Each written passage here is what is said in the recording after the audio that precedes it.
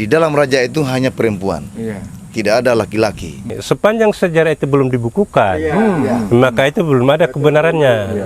Penanda bagi semua petani di wilayah Lasalima Selatan ini, mereka tidak akan menanam. Setelah Ki Ganto Togomotono ini 1 atau 2 hari itu akan turun hujan. Itu dia mau musim kemarau panas. Biar musim kemarau panjang. Setelah mendengar cerita-cerita tadi itu, ini bukan cuma cerita ternyata.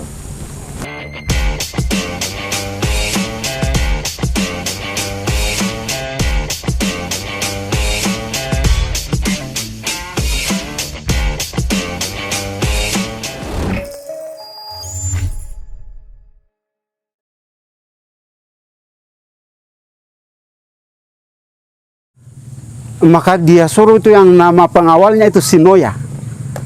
Pengawalnya itu namanya Sinoya. Satu waktu Sinoya dia pergi telusuri. Dia bilang, oh ya katanya ada ramai kegiatan katanya. Di Padang itu dia bilang ada istana. Ada istana dia bilang. Maka mulailah dia bilang, hampir katanya sewaktu sore itu dia bilang ada berbagai macam permainan dia mainkan. Ada berbagai macam permainan dia bilang. Ada orang yang macam-macam katanya, ada kegiatan tenun, ada yang menari itu, yang paling ramai pemuda itu kan. Dia main raga-raga, takraw, sepa takraw, sepa raga itu. Tapi sebelum saya ke situ Bang, ini sebenarnya tadi itu kan ada, saya mendengar kisah juga bahwa ini buat saya ini bagus ketika cerita itu berkembang dalam versi masing-masing, dan saya pikir itulah kekayaan ceritanya kita. Betul. Itulah kekayaan storytellingnya kita. Biarkan teman-teman atau siapapun membangun hipotesa baru bahwa biarlah ini kekayaan cerita ini yang pada akhirnya menjadi cerita yang akan kita waris ke anak cucu kita nanti. Karena kalau cerita ini hilang, kebudayaan ini akan hilang juga. Jadi bicara tentang Sahure Gading tadi itu bahwa tadi abang menjelaskan bahwa lewat armadanya dia selalu mendengar bahwa ada sebuah daerah di kerajaan Amboau itu gadisnya cantik. Tapi sebenarnya secara pesan tadi abang menyampaikan bahwa orang tuanya Sahure Gading ini, Raja Alkinda tadi justru mungkin yang mengantar Sahure Gading itu ke Lu. Dan dia memberi pesan. Bisa jadi mungkin pesan itu yang mengantar Sahure Gading hari ini kembali ke daerahnya. Sampai pada akhirnya cerita Togomotono itu kita lihat tadi, kita saksikan tadi atraksi ritual adatnya. Sebut ada yang mau tambahkan ini. Mulai ketika tadi ada juga penggalan kisah bahwa olahraga itu orang di kampung bisa waduh takro, tapi takro bukan takro sekarang, model sekarang. Dulu yang rotan. Takro tapi terpakai net begitu kalau olahraga dulu begitu. Pakai net. Hanya main raga-raga ketangkasan saja. Dia bulat itu. Bulat main ketangkasan. Sebenarnya raga ini mungkin olahraga gitu. Olahraga gerak raga sebenarnya begitu. Sepak raga dia sebut. Sepak raga ya. Sepak raga. Gerak raga begitu. Gerak raga ya mungkin begitu. Jadi kan begini, ini separaga ini ya. Separaga. Dia kan bentuknya melingkar. Melingkar. Jadi kalau dia pakai net berarti sudah republik, sudah modern Pak. Jadi harus melingkar ini. Kalau sudah takro ya kalau pakai net Pak ya. Itu kan permainan. Jadi dengan cerita tadi itu tadi kan sudah ada penelusuran. Ini kan sebenarnya di ritual tadi ini masih ada berapa sesi yang masih ada banyak sesi. Pertama-tama itu takraw itu tadi. Raga yang kita lupakan. Ada tempatnya itu. Raga yang kita mainkan ya, separaga yang tren. Keadaan hujan tadi ini sehingga kita tidak lakukan. Itu sudah ada tempatnya itu. Iya. Artinya dilingkari di tali. Betul. Nah, itu nanti itu menjadi listing. Jadi listing kegiatan bahwa ternyata event living tradition Togomotono ini itu bukan cuman cerita tapi ada atraksi yang ada di dalam kegiatan itu, dan ini bisa menjadi event pariwisata. Malah latar begini, permainan raga itu yang menjadi kemudian latar belakang. Artinya sehingga terjadinya tenggelamnya ini kerajaan ini. Karena begini, setelah dalam permainan raga itu tadi ada kemudian yang Sahure Gading itu yang ada sebentuk cincin. Sebenarnya yang ada di jarinya itu hanya untuk kembali melihat kecantikannya Wading Kawula itu diisi dalam raga itu. Sampai itu raganya habis itu dia tendang di atas rumahnya, di dalam istana itu. Sehingga pas jatuh di pangkuannya. Begitu dilihat dalam sapak raga, dia bilang kayak ada benda. Dibukalah itu benda itu dilihat. Tapi kayaknya semakin menarik ini Bang. Iya. Karena ini juga Iya. mau tambahkan. Iya. Artinya supaya Kita harus memancing. artinya ini cerita kampung ini. Iya, cerita kampung ini bukan interview nih, Pak. Karena ini semakin asik. Oh, harus semakin asik. Ya, artinya terima kasih. Artinya saya perkenalkan diri juga, saya Babin Ambo Togo.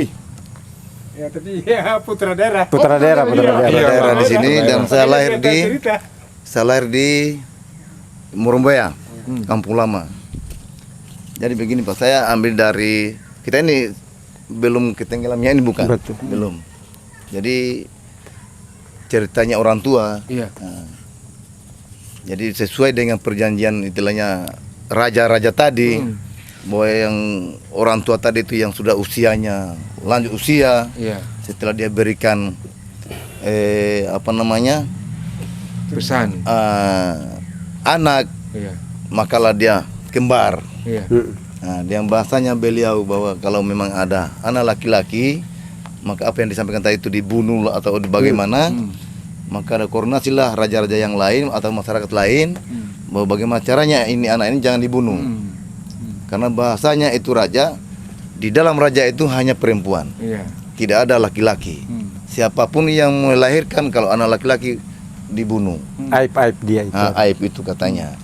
Setelah dia melahirkan itu kembar, maka musyawarahlah yang lain-lain itu karena anak ini mau dibunuh. Maka kenapa disebut itu rakit? Iya. Itu kita punya kebun dulu rakit. Nah, ini ceritanya orang tua. Rakit, Bang. Nah, disitulah dirakit dengan bambu kuning. Gading orang Gading di sini bahasa sebut bambu kuning. Ambonnya ini gading. Setelah jadi itu rakitnya, dianyurkanlah di Kali Malauge. Nah, di Malauge ini Sidwe Gadi ini dia terdampar di Luwu. Ini terdamparnya di Luwu. Ada seorang laki-laki dia ke laut melaut, lah temukanlah di Meti itu. Itu ada Meti rakit. ini tuh air turun. Ya, kering. Air kering ya. Ya, dia Meti dia. Iya. Dia melihat ada suatu benda. Itu rakit tadi. Setelah dia dekati ternyata ada bayi. Nah, disitulah sebagai bapaknya dia, bapak angkatnya, itu tidak tahu namanya siapa, diambil, dibawa, langsung pulang itu beliau itu. Setelah dia dapat ini Sirwegadi bayi tadi, dipeliharalah si Sirwegadi ini. Setelah dia besar, ini cerita orang tua. Setelah dia besar sampai dia menjabat juga raja juga di Luwu. Jadi selama dia menjabat di Luwu, tidak tahu berapa abad itu ke sana, dengarlah di sini ada acara sayembara. Nah, dia izinlah di bapak angkatnya. Dia berangkat pertama itu tidak kelihatan, gelap. Kembali lagi. Kenapa pulang? Gelap, tidak lihat jalan. Nah, dengan perahunya tadi. 2 kali begitu masih gelap, ketiga kalinya baru dia tembus. Nah, terdamparlah di Loncibo. Sampai hari ini itu kayu pelanggaran kayu itu untuk perahunya masih ada, Pak. Masih ada ya? Iya, kayu kuli warna hitam. Toli-toli. Kuli-kuli ya. Nah, Kayak toli-toli namanya. Kalau bahasa Indonesianya ebonik. itu kayu itu, Pak. Dulu Kalau kita besar. bilang ebonik digali orang itu. Besar. Jadi setiap orang yang naik di situ dia pukul atau Dia potong. tajam, potong-potong, dalam meninggal. Keajaibannya itu kayak juga. Konon ceritanya dia berdarah itu. Ceritanya setelah dia sandar, di situ ada kali mati, kali kering. Menyusurilah kali itu. Setelah setibanya di sini, lihat rame-rame, banyak anak muda. Sayembara itu Ya, tadi. Jalan-jalan ini ketemulah seorang laki-laki, dia bertanya lah, Sirwegadi ini, ada apa? Rame-rame begini. Oh, ada sayembara, ada acara sepa. Yang itu penyampaian raja, siapa yang menendang itu sepanya sampai ke pangkuannya putri, maka dijodohkan. Itu jadi jodohnya. Maka dijodohkan. Cerita kampung tuh. Dia lanjut perjalanannya mendekati yang bermain sepak raga tadi. Setelah tiba di situ, dia masih nonton. Nonton, masih melihat anak muda yang ada di situ. Satu ambil tendang tidak sampai, satu datang ambil tidak sampai. Barangkali sudah cukup semua keliling. Beliau ini ciri gadis saya dulu. Jadi satu kali itu dia tendang itu langsung ke pangkuannya putri. Wanita ulah tadi. Iya. Sesuai dengan perjanjiannya raja bahwa siapa yang sepak ini sampai di pangkuannya putri maka dijodohkan. Nah, setelah itu ini cerita-ceritanya. Iya. Kampung. Begitu. Kampung ini. Kan seperti itu juga arahnya tadi itu. Jadi ini dari ini dia panggillah dayang-dayangnya ini putri. Karena haus, minta air. Maka melaporlah dayang-dayang ini ke putri bahwa itu laki-laki tadi yang sepanya sampai ke pangkuan putri tadi mau minum haus. Nah, tanya bawakan air. Jadi oleh Kabula ini dia sampaikan bahwa di dayang-dayangnya ini tadi datang naik sendiri. Datang sendiri. Tujuannya ini pada Kabula ini supaya dia mau lihat itu wajahnya Sri Gading ini. Nah, maka dia naiklah di situ dan itu sampai dilanjutkan dengan pernikahan gitu. Oh, menikah lahirnya. Sama dijodohkan tadi itu sesuai dengan bahasanya raja. Nah, akan dijodohkan. Setelah menikah ini dan ini masing-masing ada cincin. Ada cincin. Kalau di adanya tadi lengkap. Nah, sedangkan ini Sri Gading ini ada kekurangan. Jadi setelah dia menikah ini, mamanya Sri Gading ini sepertinya terkejut melihat cincin yang sama. Hanya dia, yang satu ada penutup, satu tidak ada. Teringatlah pada saat perang kita tadi, karena sebelum dia lihat itu dia buka penutupnya. Baru dia simpan ini mamanya. Setelah dia nikah tadi, terkejutlah mamanya. Sudah dipanggil itu Sri Gading, coba itu cincin Muna. Nah, pemikirannya beliau, ibunya ini, kalau memang ini penutupnya saya ambilkan penutupnya ini dia sama berarti anak. Nah, pasangkanlah penutupnya tadi pas. Setelah dia pas itulah guntur meledak. Petir, hujan dan gunturnya terjadilah seperti ini. Maka kami ini setiap tahun lah kita ritualkan setiap tahun karena perjalanannya itu terjadi. Demikian. Boleh ada yang mau tambahkan? Saya ada yang mau tambahkan ini. Ini kayak semakin semakin menarik ini. Kan kalau kita bicara cerita kampung ini kan ini cerita yang berkembang dan tidak boleh ada yang kita salahkan. Karena inilah cerita yang mempersatukan silaturahmi sebenarnya. Kalau tidak ada cerita kampung ini, orang tua kampung tidak ketemu mungkin. Karena kita mau ceritakan apa begitu kalau cerita kampung mungkin seperti itu. Jadi Pak, kebetulan ini masih berada di semangat. Tidak, bukan semangat bagaimana. Artinya kan cerita ini kan sudah agak berkembang ini berkembang. Tapi kan tidak apa-apa juga. Tidak apa-apa. Ini kan masing-masing versi. Tidak apa-apa menjadi kekayaan. Kan barangkali kan begini, sepanjang sejarah itu belum dibukukan, maka itu belum ada kebenarannya. Belum ada kebenarannya. Itu kan cerita lepas, Tetapi kita yakini bahwa di Ambo ini acara yang terjadi hari ini. Terjadi hari ini bahwa setiap tahunnya ini kami adakan ritual adat di daerah Togomotonu. Dan itu dari turun temurun juga setelah kejadian ini. Artinya barangkali kalau memang mazhab yang mendengar yang lain bahwa perkawinan dua bersaudara itu kayaknya kontroversi juga itu artinya, tapi ini tidak bisa kita pungkiri. Tidak bisa kita. Dia menjadi cerita juga, menjadi storytelling juga. Tidak bisa kita pungkiri bahwa kenapa dia harus tenggelam ini, kenapa harus ada guntur kilat gempa bumi yang tidak sangat dahsyat untuk menenggelamkan ini. Berarti betul-betul itu ada merupakan satu kutukan yang betul-betul negeri itu tidak bisa terjadi begitu, kan gitu. Cuman artinya di kesimpulan itu seperti apa yang kita singgung tadi, bahwa ini kan ada buku Lagaligo. Oh. Ya. Dan penelitinya ini profesor loh dari Prancis. Itu saya bilang Ya, tadi bahwa kita ini kebudayaan kerajaan tua Ambon ini masuk dalam tulisan seorang antropologi antropologi berbahasa Prancis. Bukan sudah di luar negeri. Luar negeri. Luar negeri. Di sana, Pak. Bukan, ya. Bukan Indonesia ini. Ada data ini dapat gitu. Jadi kalau kita padukan cerita ini dengan cerita Kampenan dengan ini perkembangan ini, barangkali bisa masuk. Ya, masuk. Ya. Masuk. Bisa kawin. Banyak Bisa masuk. kawin, Banyak masuk. masuk. Ya.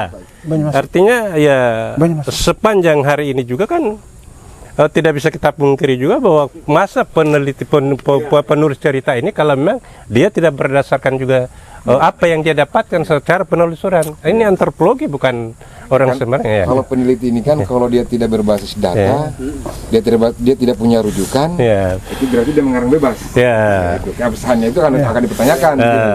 Ya hari ini rujukannya kan dari cerita kampung itu, gitu. Jadi kenapa saya berperan begitu? Saya setelah almarhum Abah, yang ini bapaknya beliau. Bapaknya beliau. Iya, bapaknya beliau. Bapaknya beliau dulu pernah disampaikan ke saya bahwa kalau memang ada yang mengeritik ini barang, tolong perhadapkan dengan saya. Nah, itu makanya janji itu selalu saya pegang itu. Kenapa saya undang ini anaknya ini? Karena bukan dalam arti bahwa kita tidak tahu. Kalau kita cerita kampungnya sudah tadi, sudah ada ini beliau ada itu Pak Babinsa juga. Kalau memang kita kaitkan di dalam cerita sejarah, saya masuk semua. Hanya tinggal kita pilih-pilih di mana kira-kira penempatan yang lebih pas. Begitu. Tinggal kira-kira. penempatannya di kalau mau mana. Kenapa? Tapi saya potong. Iya. Jadi artinya dari beberapa versi tadi hampir ada kemiripan. Ya. Yang inti begini, yang persoalan utama lagi itu begini, ketika bicara Saweri Gading kan begini, hampir beberapa daerah termasuk kayak kita Sulawesi Tenggara, kan kalau sudah bicara Saweri Gading, hampir ada pengklaiman kan masing-masing kemudian mengklaim dengan yang namanya tokoh Saweri Gading, yang misal maaf kita sebut kayak Muna, kan Muna juga itu Saweri Gading kuat. Tetapi ketika bicara cerita lagi, artinya kita juga mungkin terlalu objektif juga ketika menilai. Tetapi kalau kita mendekatkan cerita itu termasuk orang-orang Luwu, artinya kalau kita sering melihat media sosial, mereka itu malah begini, mengakui bahwa leluhurnya dengan prototipe rumah adatnya itu. Dia bilang bahwa leluhur kami itu dari Buton. Artinya termasuk surah Galigo itu saya pernah saya baca, bahkan mungkin masih ada di lemariku kayaknya dengan surah Galigo ya. Artinya entah yang ditulis siapa ini ya, yang apakah sudah dibukukan di Sulawesi Tenggara, yang surah Galigo itu. Tetapi ketika bicara konteks itu tadi, artinya termasuk orang-orang Luwu yang bicara dengan Saweri Gading, yang kemudian malah memang dari sana karena dengan itunya, dengan naskah hikayat yang begitu panjang kan, menjelaskan. Tetapi ada beberapa peneliti yang selalu mengatakan, termasuk nenek moyang kami itu dia bilang, bahkan ada beberapa tampilan rumah dari kerajaan Luwuk itu yang memang mirip sekali dengan peradaban rumah adat orang-orang Buton. Bicara prototipe ya. Prototipe model bangunan itu mirip sekali. Sekarang memang yang menjadi persoalan kayak kita misalkan, artinya yang ada di Buton, karena belum banyak kemudian diteliti untuk dibukukan. Sehingga ketika dibukukan itu kan kayak menjadi apa ya? Ada kayak tesis, artinya dalam bahasa ilmiah orang mungkin ya, artinya itu kemudian menjadi tesis yang bisa menguatkan bahwa peradaban itu memang ternyata ada di situ. Artinya ada memang pernah berkembang di daerah itu, yang pada akhirnya ada memang keterkaitan antara Luwuk, Buton. Memang apakah Saweri Gading ini orang yang kemudian diantar atau dianyukan tadi? Artinya raki itu kan memang dengan istilah raki itu termasuk proses-proses pelarungan, perakitan rakinya apa? Itu Saweri Gading itu tadi. Tetapi misalkan yang ternyata ini yang menjadi persoalan kita yang menjadi apa? Kemudian menjadi apa ya? Menjadi bukan problem. Apa kalau istilahnya? Kayaknya bukan apa semangat apa ya? Artinya bahwa Saweri Gading itu ternyata kerajaan itu artinya begitu banyaknya daerah yang menggabungkan Saweri Gading itu. artinya bisa juga ini menjadi semangat sebenarnya. Kayak kita yang ada di Ambo, yang di Buton, Ya. khususnya orang-orang Ambo, untuk kembali menggali cerita ini. Apakah memang kita ini menjadi leluhur, memang menjadi leluhur? Mas saya potong ini sebenarnya bahwa ritual atraksi budaya yang berangkat dari cerita kampung yang tadi saya datang saya lihat saya sadari bahwa menggerakkan banyak orang untuk datang ke sini itu kalau bukan cerita budaya ini siapa yang bisa menggerakkan ini nih? Itu saya lihat juga tadi konsumsinya lumayan ini yang menggerakkan hati masyarakat untuk melakukan ini kan siapa ini? Kayaknya kalau pemerintah juga kayak agak ya takut juga kayaknya kosnya besar ini begitu. Cerita nyata tuh. Tapi coba Kejadian yang nyata. sama tuh dari Pak Camat ada mau ini nyambung. Oke, terima kasih. Assalamualaikum warahmatullahi wabarakatuh. Waalaikumsalam warahmatullahi wabarakatuh. Pada prinsipnya saya juga secara pribadi merasa bersyukur dilibatkan dalam semacam ini. Kalau saya jadi kepala desa mungkin saya baru pertama ya, setelah pejabat bupati sebelumnya. Kepala sebelumnya. Dan kali ini hari pertama kepala desa termasuk tokoh-tokoh adat, tokoh agama melibatkan pemerintah daerah. Betul. Dalam hal ini bupati, yang tadi Pak Bupati hadir diwakilkan oleh asisten selaku camat, sangat mendukung dan sangat bersyukur dan insya Allah mungkin karena setelah mendengar cerita-cerita tadi itu ini bukan cuma cerita ternyata dan ini nyata benar-benar terjadi kejadian yang memang leluhur Ambuau yang sebenarnya. Karena Bapak Camat karena kalau kita bicara sebenarnya karena tradisi kampung ini setiap tahun diadakan terus. Kalau misalkan kita tidak cerita benar ya tidak mungkin ada ke ini gitu. Orang bilang kita wah saya yang bareng kok bikin kegiatan apa itu. Tapi ini setiap tahun ada terus. Sejarah yang harus diangkat. Betul, Pak. Sejarah yang harus diangkat. Turun temurun ada. Harus memang benar-benar push sampai ke Dipush ya, dipromosikan. Saya juga sudah sampaikan sama beliau bahwa salam dari tokoh masyarakat, tokoh adat, kepala desa terkait kegiatan tadi itu Pak Bupati, saya juga sudah minta dalam apa tadi itu sama beliau. Pak Bupati langsung respon nanti diusulkan saja. Oke, terima kasih Pak. Ya. Selanjutnya mungkin ya kita tetap akan pelihara ini budaya. Iya. Amin. Itu menjadi kewajiban, kewajiban kita semua. Hal yang menjadi catatan sejarah tadi itu, insya Allah saya akan kawal sendiri. Betul. Akan kawal sendiri. Makasih Pak Camat. Tingkat daerah saya akan kawal sendiri. Jadi saya juga mungkin belum lama juga di sini kan, saya ikuti kegiatan ini. Tadi memang ada yang menarik buat saya dari saya setiap tahun saya ikut. Ternyata ini acara Togomoton ini dijadikan penanda bagi semua petani di wilayah Las Salimah Selatan ini. Mereka tidak akan menanam kalau belum Sebelum, iya. Oh ini juga hebat juga ini. Jadi mau apapun Jadi ini setelah kegiatan selesai, Togomoton ini harus diadakan dulu. Kalau tidak ada jangan ada menanam gitu. kalau Togomoton belum selesai, orang belum ada yang menanam. Nah, makanya tadi ada ritual tadi itu diambil air. Jadi air itulah yang digunakan oleh para petani, dia hamburkan di benihnya. Si benih dia menanam itu menarik. Jadi memang ini sudah menjadi ditahu sama wilayah saya Lasim ini, dia tahu sih bahwasanya kita belum menanam kalau belum selesai Togo. Jadi mereka pending walaupun sudah bersih lahannya, dia belum tanam itu. Belum menanam. Dia tunggu ini selesai baru dia menanam. Itu yang unik dari sini. itu menjadi salah satu kekuatan dari Togomoton ini. Nah, sebenarnya Togomoton ini kan tadi cerita tentang Sawah Gading dengan Wading Kaula. Siapa ada yang bisa kasih tuntas cerita ini sedikit ini? Biar kita kan sampai malam kita paling ada kopi nanti. Jadi kan begini, artinya persoalan tuntasnya ini kalau kita bicara tuntas bang kita akan tidak akan tuntas. Masa tuntas untuk dikocek-kocek untuk di cerita kampung kita hari ini. Tetapi kalau berbicara cerita kampung tadi, saya rasa artinya sudah cukup kita. Oh, sudah cukup. Kalau tuntasnya Pak itu pas tenggelamnya ini. Oh, sudah cukup. Sudah cukup. Selesainya itu kan tenggelam. Tenggelam air Pak. Jadi tapi saya Jadi artinya gini, setelah rangkaian acara tadi ini kan sudah berakhir, setelah pertemuan tadi ini, maka terjadi gempa atau dan lain sebagainya sehingga meruntuhkan ini Itu, Pak, yang kerajaan ini, maka terjadilah seperti ini. Danau ini. Togomoton ini sebenarnya ada di belakang kita ini Pak ya. Yang ada di belakang kita. Jadi mungkin saya mengambil sebuah story sedikit bahwa ternyata intinya Togomotono itu bahwa kita dilarang untuk menikahi satu darah. Iya. Mungkin ke situ Dilarang, Pak, dilarang. Dilarang gitu. Iya. Karena agama juga larang. Nggak boleh, iya, nggak boleh. Ya. Agama maupun adat di sini. Maupun adat Iya. gitu.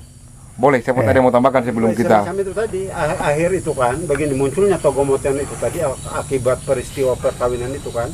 Rangkaian peristiwa yang diperingati ini oleh orang masyarakat kita hari ini artinya untuk mengenang kembali keberadaan kerajaan Amboau itu tadi.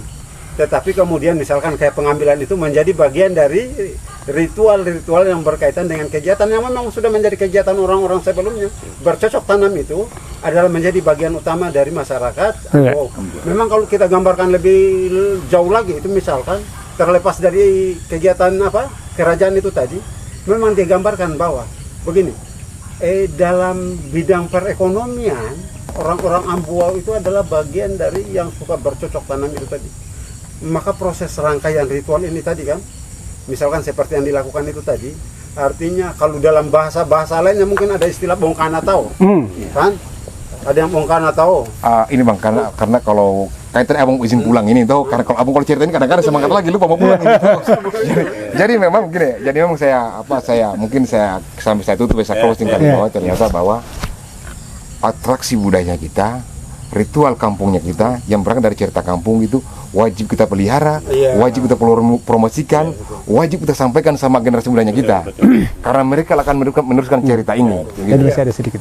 Oh, ada sedikit daripada tutuan ini sedikit lagi. Jadi barangkali begini, artinya ini untuk terakhir ini dari saya. Terakhir. Iya. Kita anggap terakhir dari karena iya makanya di sini ini sebelum menanam kegiatan ini setelah ini baru bisa menanam orang.